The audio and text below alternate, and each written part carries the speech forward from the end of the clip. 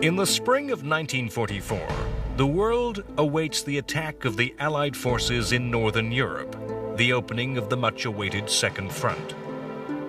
In Italy, an earlier attempt at a second front has halted against fierce German resistance. In Russia, the Germans have fought their last offensive, an attack that crashes to failure at the Battle of Kursk. The end of the Blitzkrieg as a menace is mirrored by the end of the German U-boat threat, as the German Navy is defeated in the Battle of the Atlantic. As the endgame begins, the Axis leadership can now only act to postpone its inevitable doom.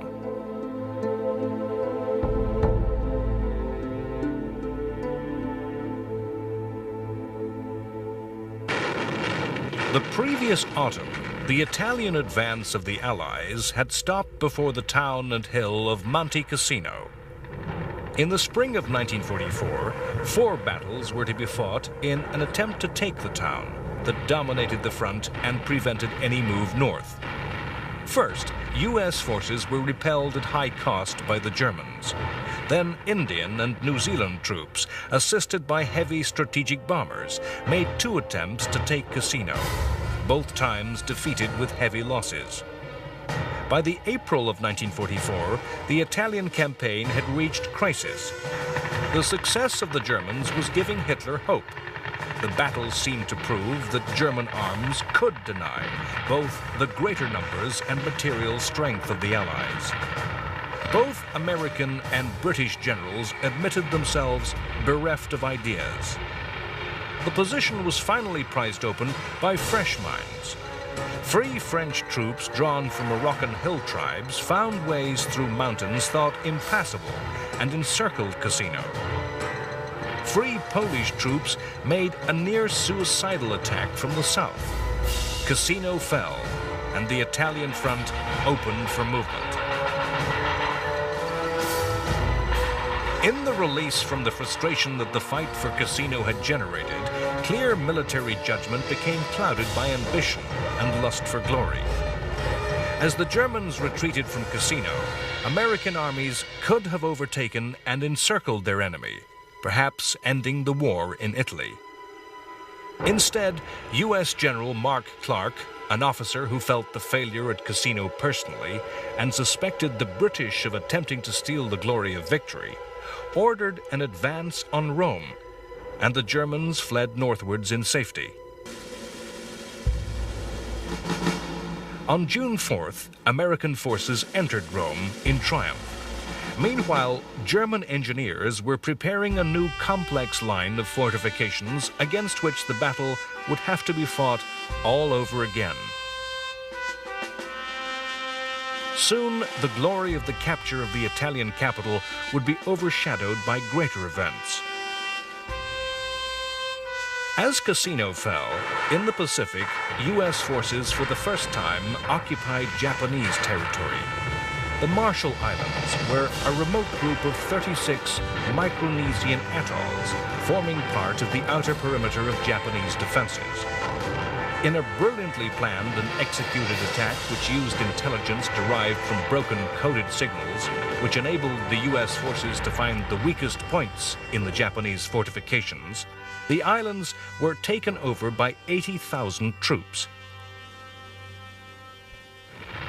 In the spring of 1944, fighting continued in the struggle along the borders of Burma, India, and China. British Empire forces were on the defensive against renewed Japanese attacks. Based on the adage that attack is the best form of defense, the Japanese had mounted an offensive to preempt a British and U.S. invasion. 85,000 Japanese troops attempted to take the remote towns of Impal and Kohima, towns that were effective gateways into India. The British Empire troops were ordered to resist, with no retreat or surrender, and Imphal and Kohima were besieged. The British supplied their troops by air, the Japanese not at all, and their troops began to suffer from starvation and disease. The British troops defied Japanese attack after Japanese attack for 80 days, with increasing desperation on both sides. In late June, the Japanese were forced to withdraw. Only a quarter of their troops had survived. The British began preparations to pursue their enemy. For nearly 4 years, Western Europe had suffered German occupation. However, it was clear to the world that this era of history was ending. All over southern England, the signs were that the invasion was coming. A massive assembly of men and material was gathering. The Allies aimed to bring an overwhelming strength to bear against the Germans. The invasion was given a secret codename, Operation Overlord. The coast of Britain, to a depth of 16 kilometers, became a secret forbidden military zone. Villages evacuated of civilians, countryside and coast requisitioned by the military, as armed forces practiced and practiced again the skills of amphibious warfare.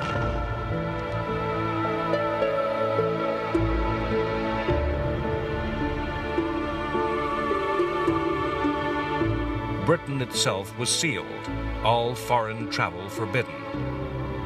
The invasion was the product of lessons learned in many previous operations, where the armies, air forces, and navies of different nations cooperated in detailed, coordinated action.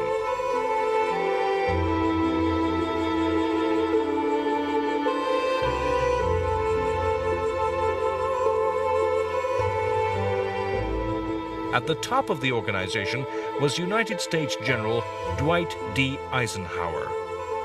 Eisenhower's abilities were political as much as military, making the alliance work in everyday reality. If it is true that every battle is won or lost before it's fought, then the leadership and the staff that Eisenhower assembled is the embodiment of that idea.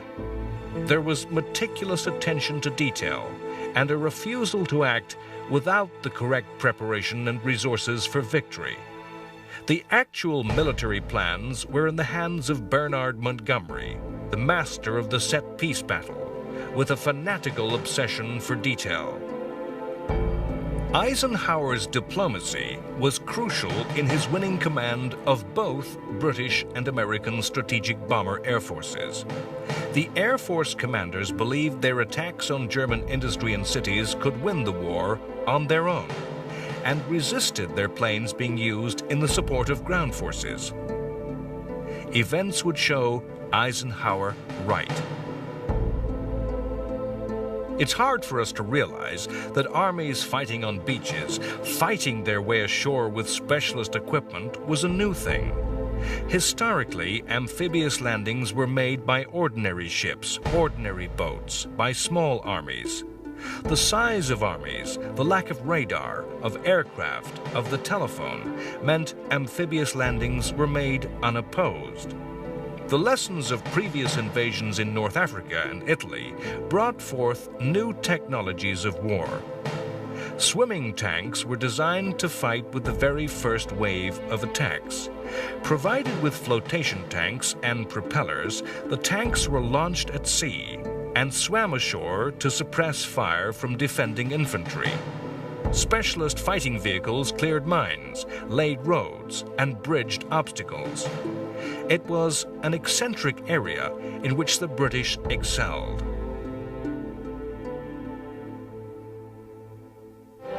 The Allies' preparations and rehearsals, though, could not be hidden. It was not hard for the Germans to guess which beaches could be targeted for landing. It was obvious that the invasion would be mounted within the range of fighter cover from planes flying from England. It was not difficult to determine when time, tide, and weather would be right. Two broad strategic options lay open to the Allies. First, to attack across the English Channel at its narrowest, to land near Calais. This would be an obvious move. Once established, Allied forces would have a short thrust into southern Germany. The alternative would be to attack in Normandy. further to the west. The Allied forces mounted a complex campaign of deception aimed at fooling the Germans into thinking that an invasion was to fall on Calais, when in fact the attack was to be made in Normandy. A phony military formation was created, the 1st U.S. Army Group. This imaginary unit was based opposite Calais. The Germans were able to listen in to signals passed between fictional units. Vast arsenals of weaponry could be spied by German reconnaissance, inflatable tanks, and dummy aircraft. All Germany's spies in Britain had been caught and turned, and were feeding fake intelligence to their spy masters. Air power was central to the success of Overlord. In the Italian campaign at Salerno and Anzio, well-organized German troops had quickly brought up reserves against Allied amphibious landings. The first days and weeks of the invasion would be a race between the two armies to bring reinforcements into action. Air power was crucial to the Allies winning that race, attacking the roads, the railways, and the bridges the German army would use.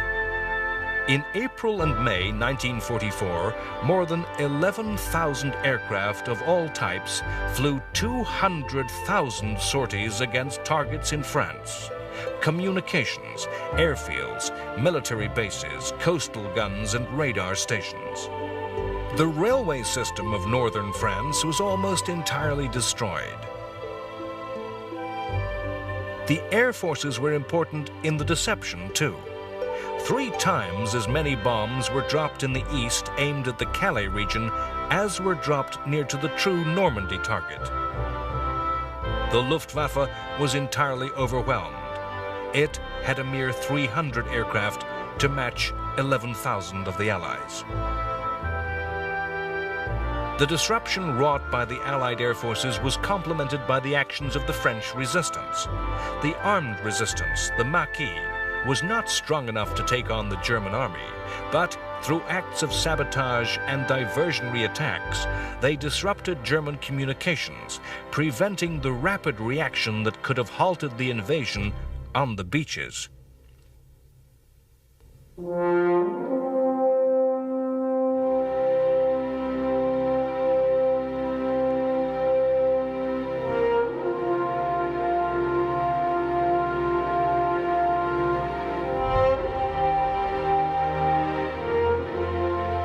The number of ships involved on June 6th is stupefying to the imagination. 6,483 vessels were to cross the Channel.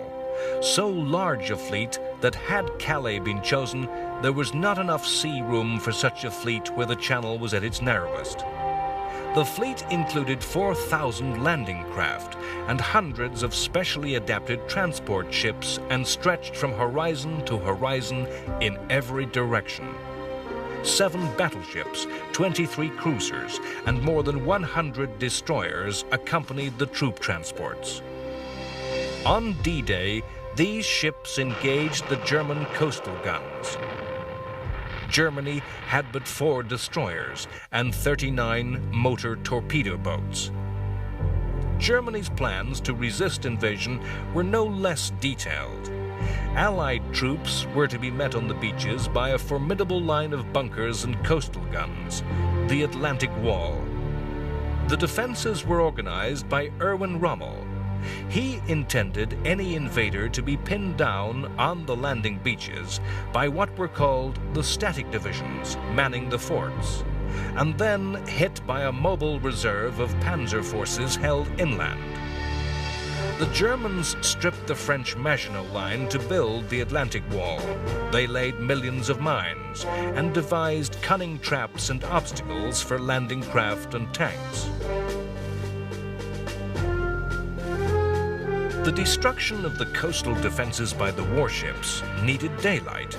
The landing craft needed low water, early in the morning, and the airborne attacks to be made at night needed the full moon. This narrowed the date for D-Day to the 5th, 6th, or 7th of June. Bad weather on the 5th caused the attack to be put back 24 hours. The first forces to land in France did not storm ashore from landing craft. Rather, they arrived in the early hours of the morning of the 6th. Landings were made by over 23,000 parachute and glider troops.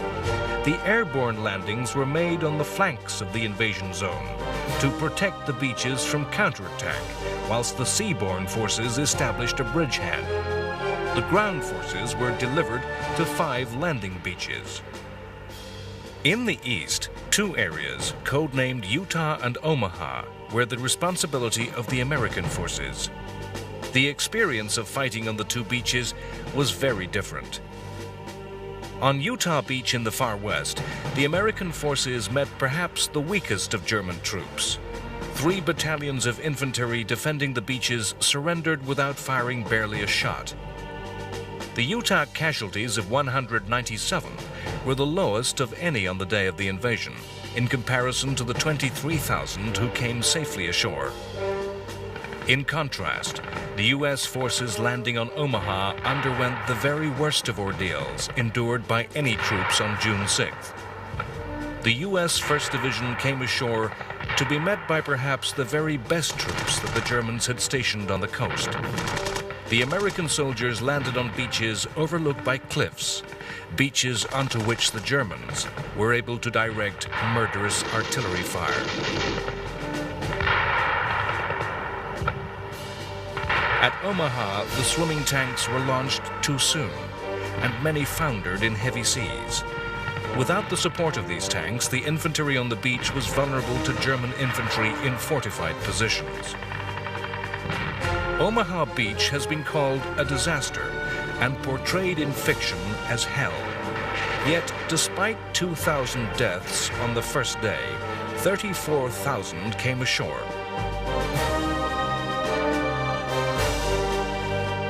British forces attacked to the east on beaches codenamed Gold and Sword.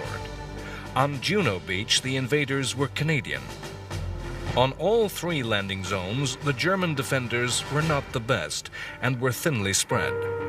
On Sword and Juno, the landings were made easily against little opposition. Before midday on June 6th, the troops were able to join up with the airborne forces, dropped in the rear of the Germans. Overlord was a complex operation, dependent upon every element playing its part. On Gold Beach, a failure of the naval bombardment to suppress all German fortifications and the swimming tanks becoming separated from the infantry meant that the British took heavy casualties. Nevertheless, the story of other beaches was repeated, and despite losses, the invaders were able to land and penetrate into the countryside. An important lesson of the fighting in Italy was the need to maintain a safe and plentiful line of supply. The Allies needed to bring supplies and reinforcements ashore faster than the Germans could move the same overland by road and rail. The Overlord plan involved capturing the French port of Cherbourg, but 2 technologies were developed that enabled the Allies to have a secure supply. Allied civil engineering became as inventive as any work in radar or electronics. A floating harbor system was built out of concrete, codenamed Mulberry and weighing 1.5 million tons. The harbors were floated across the channel in parts and then sunk into place to provide an instant port.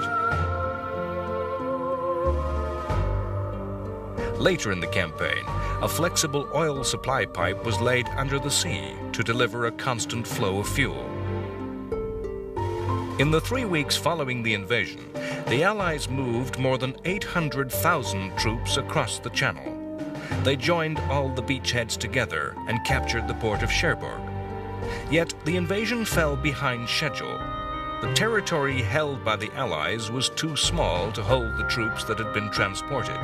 Not enough airfields had been captured. Germans, skilled in anti-tank and defensive warfare, were defending stoutly in the countryside that the French called bocage. Bocage was a medieval field system. Over hundreds of years, thick hedgerows had grown to create deep sunken lanes that provided the Germans with row after row of ready-made deep trench lines. ready-made defenses that could stop tanks. The same roads forced attackers into vulnerable single file, traps with no room for maneuver. The Norman town of Caen was a D-Day objective. 3 weeks after D-Day, it was still German-held. As long as the Nazis held the town, they denied access into the countryside to the south, where the bocage ended, and tanks could maneuver with freedom. It was countryside where airfields could be built. Repeatedly, British and Canadian soldiers threw themselves against Caen, only to be repulsed. British General Montgomery took the ruthless decision to call in the heavy bombers of the Strategic Air Forces. Caen was to be liberated by being bombed into ruins. On July 7th, the Royal Air Force and United States Army Air Force systematically demolished Caen.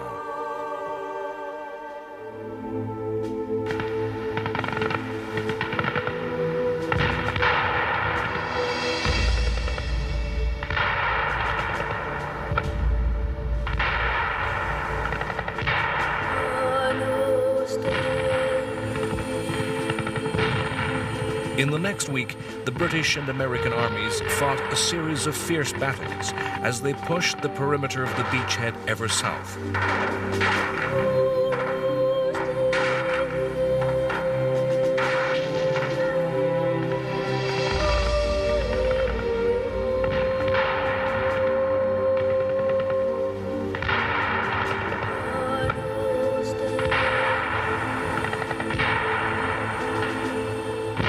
Repeatedly, the strategic bombers carpet-bombed German positions. By mid-July, the British had lost more than 1/3 of their total tank force. The American army in the West, following extensive carpet bombing, finally broke through. Their push to the south opened the war and broke the stalemate. The attack that developed turned around the German flank and began to surround their Normandy armies. Hitler had ordered a counterattack in early August that threatened to cut off and surround the Americans. Again, the great secret of the broken German codes came into play. The Allies were ready and waiting, and the Germans were defeated with heavy losses. The tank came of age in World War II. The decisive and devastating attacks of the 1940 German Blitzkrieg had demonstrated the potency of armored warfare. Yet, to every invention, there is a reaction. And during the war, powerful techniques and weapons of anti-tank warfare had been devised. The armies fighting in 1944 were far different from those of 1940. No longer did infantry simply flee before advancing tanks, as they had in 1940. Tanks were still an essential ingredient for victory, but needed the support of specialized infantry and mobile artillery to counter the anti-tank regiments of their enemy. The Allies rolled the Germans into an ever tighter pocket around the French town of Falaise. By the middle of August, nearly 500,000 Germans were in an ever more tightly closing trap. Attackers on all sides, to their rear, the obstacle of the River Seine. In what came to be called the Battle of the Falaise Gap, determined action by the SS Hitler Youth Division, a formation of fanatics recruited entirely from the Nazi youth organization, held back the Allies, while 300,000 Germans streamed across the River Seine in a mass escape. All German heavy equipment was lost, 1,300 tanks destroyed, and 200,000 taken prisoner. The original Overlord plan intended the Allies to halt at the Seine, to regroup and reorganize. Instead, Eisenhower decided to capitalize on the victory won and ordered pursuit of the Germans across the open country of France. Hitler had not allowed the preparation of any fallback defensive positions. There was nowhere to hide, nowhere to stand and fight. The Germans had to run all the way to Belgium and the Netherlands, even to the borders of Germany itself. Hitler's strategic common sense had not entirely deserted him. Realizing that long lines of supply would weaken the Allies, he commanded all channel ports garrisoned by stay-behind forces to be turned into fortresses and defended to the last. As the Allies neared the borders of the Low Countries in early September, few thought the war would last into 1945. In mid-August 1944, as the Normandy battles were reaching their height, the Allies mounted a second invasion of France on the Riviera. Originally planned to be simultaneous with the Normandy attack, a shortage of landing craft caused the southern invasion to be delayed. Again, there was a massive naval bombardment, and once again, the Allies enjoyed massive air superiority, with 2,000 planes against 200 German. Once initial resistance had been broken, the task of the American and Free French armies was of pursuit and entrapment of the constantly retreating Germans.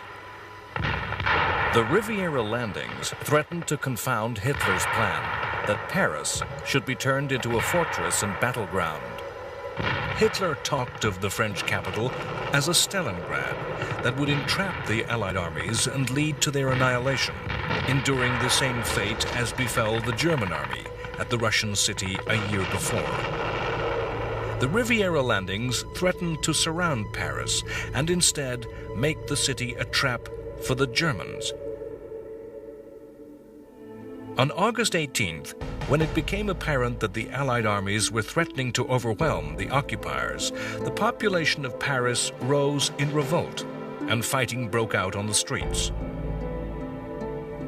Eisenhower and Montgomery refused to attack for the sake of attacking. They too saw the lesson of Stalingrad.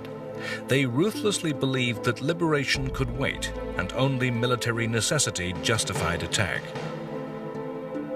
As it became clear that the city was fighting to free itself, the Allies were forced to act. Leader of the Free French, Charles de Gaulle, feared that French communists were attempting a takeover and using the fighting to eliminate their rivals for power in post-war France. The Allies agreed that Free French forces could be released, and on August 23rd, their tanks entered Paris. The German command surrendered. De Gaulle led Allied forces in a march of triumph down the Champs-Élysées.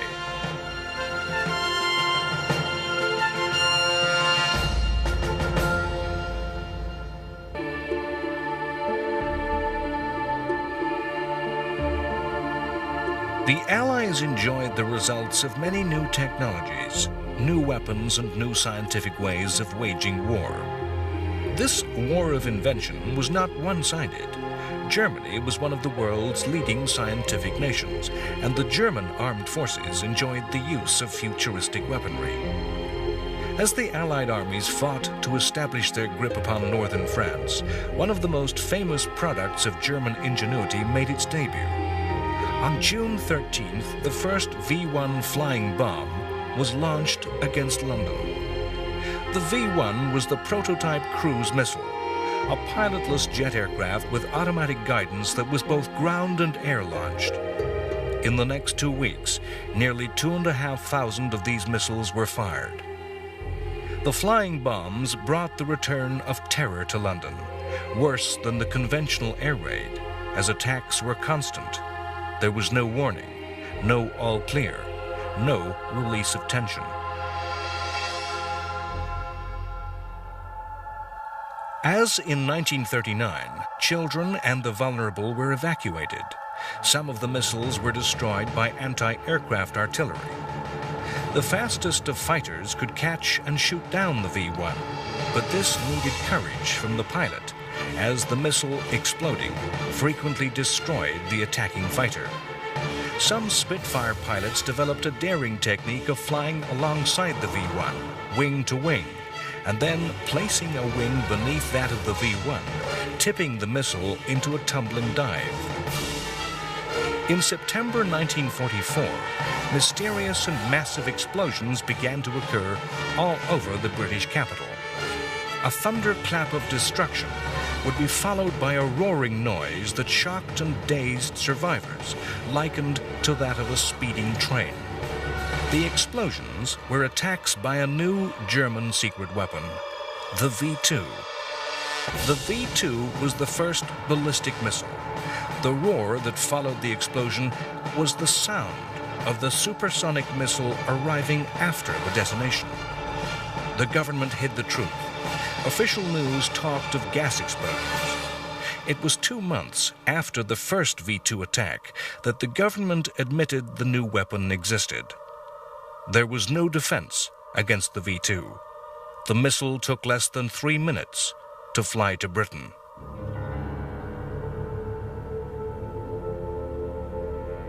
In the Pacific, the gradual process of erosion, of driving back the Japanese island by island, continued.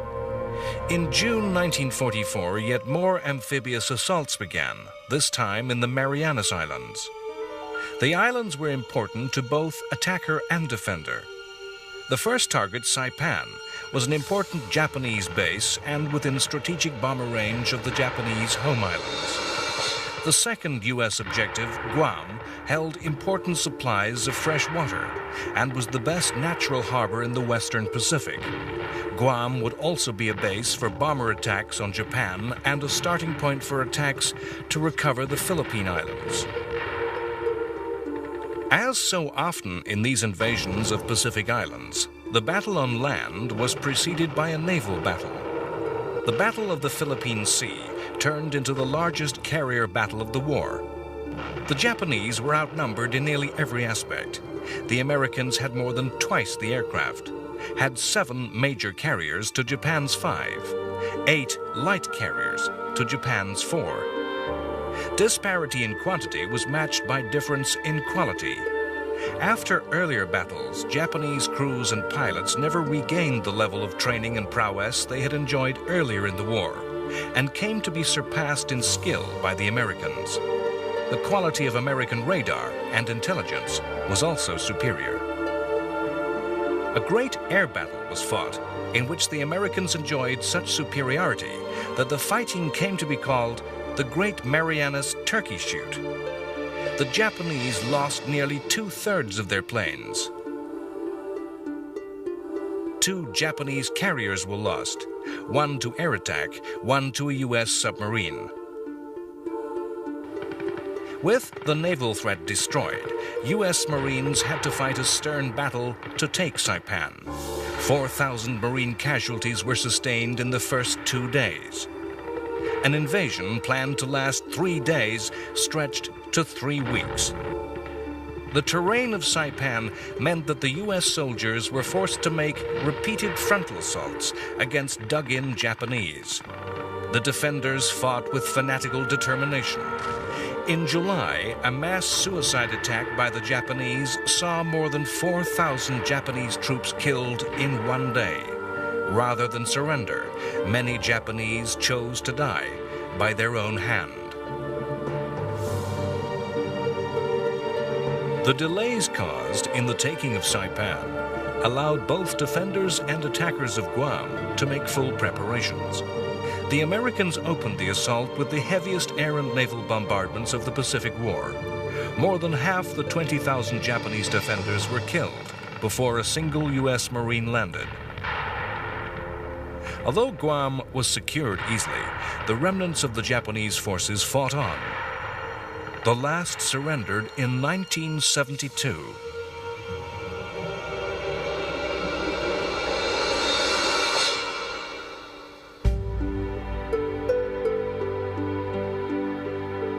As soon as the Marianas were secure, the U.S. Army Air Force began to turn the islands into bases to attack the Japanese. The raids were to be borne on the wings of a new aircraft, the B-29 Super Fortress. The B-29 was a huge aircraft that could carry a heavier bomb load at greater range than any other aircraft. At first, the planes had flown a tortuous route from bases in China, from where southern Japan was just in range. From November 1944, the Marianas had been turned into air bases. The first raids had been precision high-level attacks upon the Japanese aircraft industry. The raids were inconclusive. In the coming years, these tactics were to be abandoned in favor of mass area attacks against Japan's wooden cities.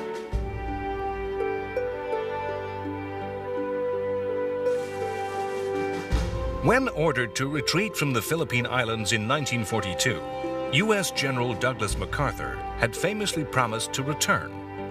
In late 1944, he gathered the forces to fulfill his vow. The Japanese occupation forces in the Philippines were ill-prepared to resist a U.S. invasion.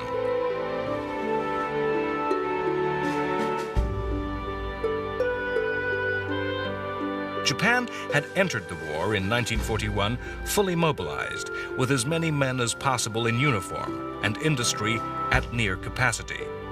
The United States Navy had imposed a tight blockade around the Japanese islands that severely restricted Japan's capacity to wage war.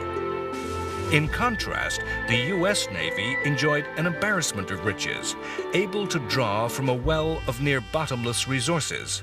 New battleships, new cruisers, new destroyers streamed from U.S. shipyards.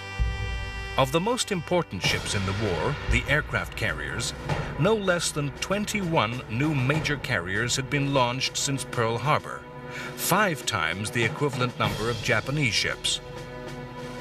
The total number of aircraft the Americans could embark was 3,000, 3 times the Japanese strength. In September 1944, U.S. carrier aircraft destroyed Japanese air forces on the Philippines. In October, MacArthur assembled a fleet of over 700 ships. And following a huge bombardment by battleships, U.S. troops landed on the Philippine island of Leyte. Japan responded with the dispatch of a massive naval force. The Battle of Leyte Gulf, as the battle was to be called, remains the largest naval battle in world history. The Japanese plan was for their aircraft carriers to lure away the American carriers from the landings. Meanwhile, a separate force of Japanese battleships would attack the troop transports and the landed forces. The Battle of Leyte Gulf has been described as the last throw of the Imperial Japanese Navy. Effectively, every major warship that remained to Japan was thrown into the gamble. The last reserves of ships, men, and aircraft were deployed to effect a decisive battle. The battle was, at the same time, a carrier battle, where the air forces of the 2 carrier fleets engaged each other and the enemy carriers. And it was traditional battle fleet engagement, where big gun battleships fought each other in duels of naval artillery. The battle was complex, as the 2 fleets divided their forces and searched for their enemy amongst the scattered Philippine Islands. Admirals on both sides lost their nerve, then found renewed determination. Massive Japanese battleships, the largest in the world, surprised light U.S. carriers, which fought courageous actions against opponents many times their weight. Destroyers attacked each other, or mounted audacious attacks on much heavier ships. Ships were lost by both sides at Leyte, but the fortune of war smiled on America, and the result was a naval triumph which ranks as a victory alongside Trafalgar, as the U.S. Navy destroyed the Japanese. Medieval Japan. Kamikaze attacks were not always by aircraft. Japan was to deploy midget submarines, human-piloted torpedoes, and even small manned rockets in suicide attacks. It was the converted fighter aircraft that were to be the most effective. At Leyte, a U.S. carrier and an Australian cruiser were to be the first victims of the Divine Wind.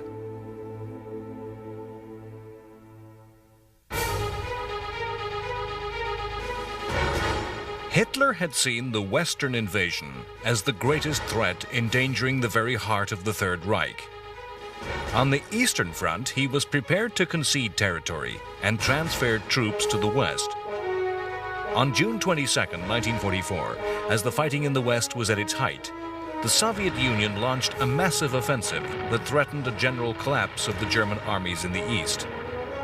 Operation Bagration, named after a hero of the wars against Napoleon, was a huge attack. The numbers told heavily against the Germans. 1.2 million Red Army soldiers against 400,000 Nazis. 5,200 tanks against 900 German machines. 6,000 Soviet aircraft against 1,300 Luftwaffe planes. Hitler was to sacrifice the lives of many thousands of his soldiers by designating Soviet cities as fortresses to be held to the last man.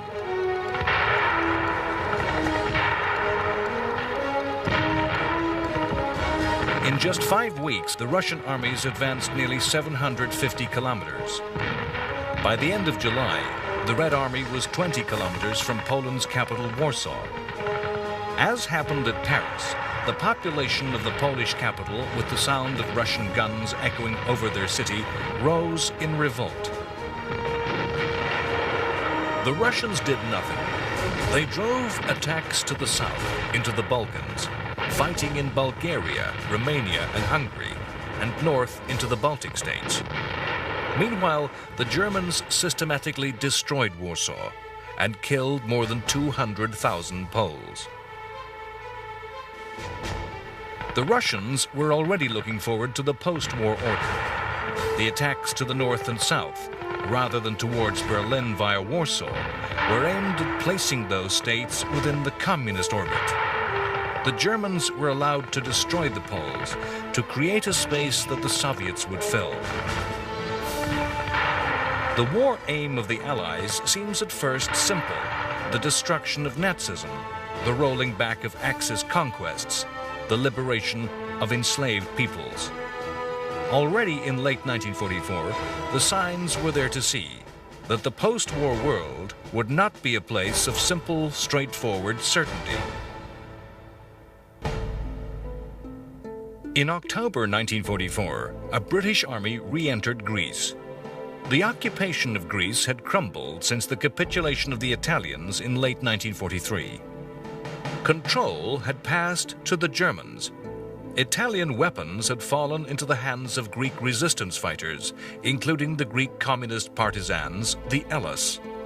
The Germans had resorted to ever more harsh reprisals to maintain their rule. In October, the Germans took the decision to abandon Greece, and the Greek government returned with the help of British troops. The British stepped into a minefield of passionate and violent politics. In December, a demonstration in Athens by Greek communists turned into fighting, as they were opposed by supporters of the returned government. In days, the British army was fighting Hellas in the streets.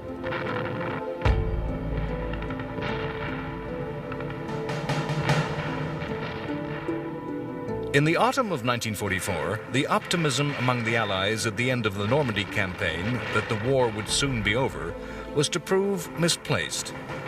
The advance across northern France had been so rapid that by early September, the Belgian capital of Brussels had been liberated and the port of Antwerp captured. Supply was crucial to the continuation of the war on into Germany. The capture of a major port facility was a major prize for the Allied armies, but was a prize that was to be squandered. Hitler ordered all Channel ports to be held to the last man. Dunkirk was to hold out to the very end of the war. The capture of Antwerp left a large German force to the west, controlling the approaches to the port, rendering it unusable. The Allies failed to clear those troops, who mined and dominated the river with artillery. The Allies failed to prevent the Germans from gathering their scattered forces and reorganizing.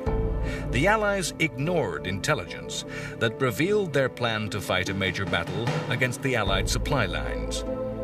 No action was taken because of the wave of feverish optimism that the war could be ended quickly. The will of the Allied commanders was focused elsewhere. The distraction was the operation planned by British General Bernard Montgomery to seize a crossing of the River Rhine by airborne attack, drive forward to the captured crossings with armored forces, then invade Germany and end the war before Christmas. This was the famous Arnhem attack, the bridge too far. In mid-September, American airborne forces seized bridges at Nijmegen and Eindhoven, attacks that went smoothly and with success. The British 1st Airborne Division descended upon Arnhem, deep in the Netherlands. The British forces, though, were dropped not near enough to their targets. They landed upon 2 SS Panzer divisions that were re-equipping, and the British plans for the operation were captured. British forces found themselves pinned down and, under increasing pressure, failed to capture the bridge. The action by ground forces to link up and relieve the paratroopers and glider troops was met by heavy German resistance and ground to a halt. After a week, the British were forced to admit defeat. What troops could be saved were, but 6,000 were taken prisoner and more than 1,000 killed.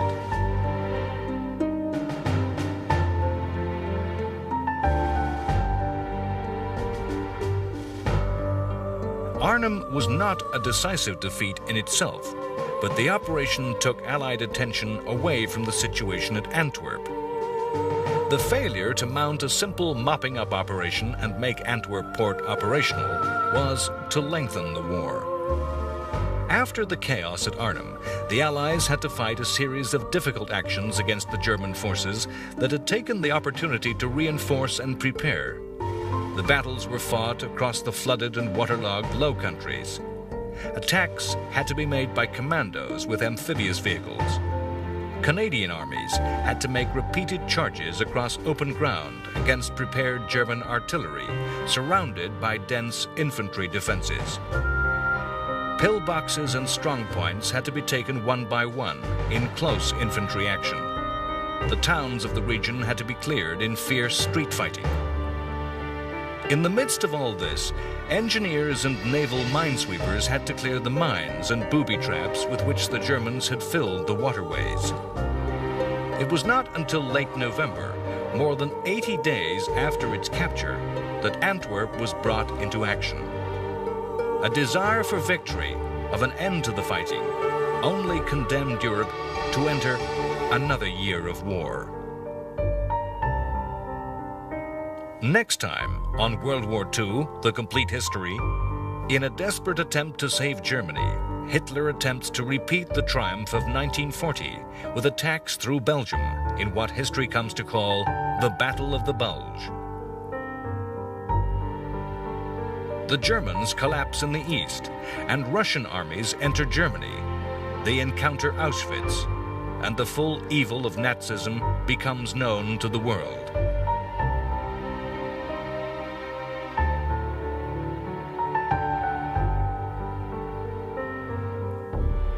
The last act of a dying Franklin Roosevelt is